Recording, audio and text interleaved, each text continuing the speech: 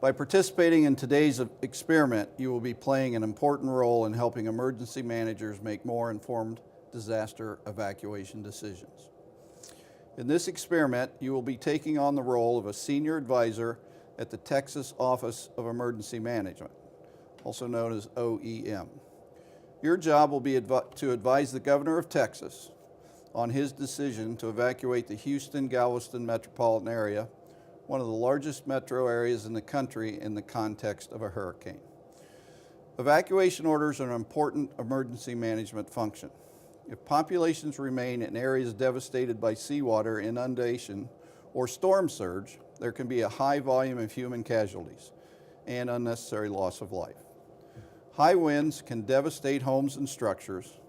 Airborne or waterborne debris can lead to death and injury, and flooding and power outages can curtail the access to police, fire, and emergency response units.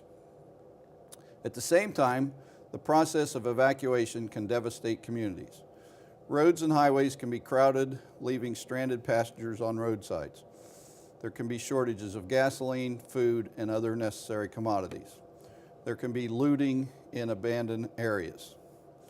Elected officials, such as the governor, can pay a high price politically if the process of evacuation is administered poorly.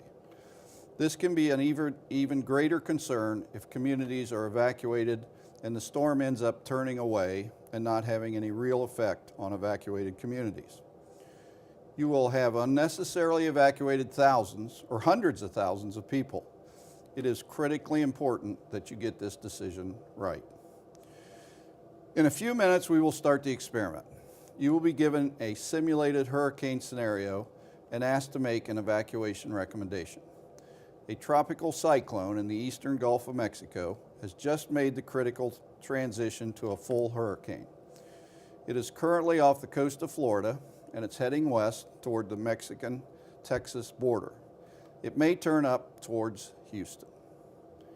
Every 5 or 6 hours, new information about the hurricane will become available from the National Hurricane Center, also known as the NHC, at the National Oceanic and Atmospheric Administration, also known as NOAA. These are called advisories. In this experiment, each advisory will be a different round that will last about a minute or so for you. In each of these rounds, you will be asked to make a recommendation to the governor and whether or not he should call for a voluntary evacuation of the coastal and low-lying areas. A voluntary evacuation is not mandatory. Persons can decide to stay behind and shelter in place. Keep in mind that a hurricane that is near Florida will take about 3 days to get to Texas, so you do not need to make an evacuation recommendation immediately. You will have multiple advisories or rounds to make your decision. This is important because hurricanes often turn and go a different direction. Many hurricanes in the past have entered the Gulf and then turned up to Louisiana or Mississippi, not presenting any danger to Texas. So it is important that you think critically about the information that you are given and make the best decision possible. If the hurricane approaches the Houston metro area and does not turn and go somewhere else, the last possible opportunity you will have to call for a voluntary evacuation will be when the NHC issues a hurricane warning, which means that death or injury from high winds is imminent within approximately 24 hours. By that point, it will be too late for a voluntary evacuation, and mandatory evacuations may be issued. So if the hurricane approaches Houston, your time to make this decision runs out when a hurricane warning is issued. Your payment will be based on the accuracy and timing of your evacuation recommendation. Finally, it is important to remember that evacuations are only issued once. So if you make an evacuation decision too soon, you will not be able to later wait to see how the storm plays out and later change your decision. You only get one shot at this. Before you are asked to make an actual evacuation recommendation, I'm going to show you an example of the type of information you will be getting from a previous hurricane, from Hurricane Ophelia back in 2005.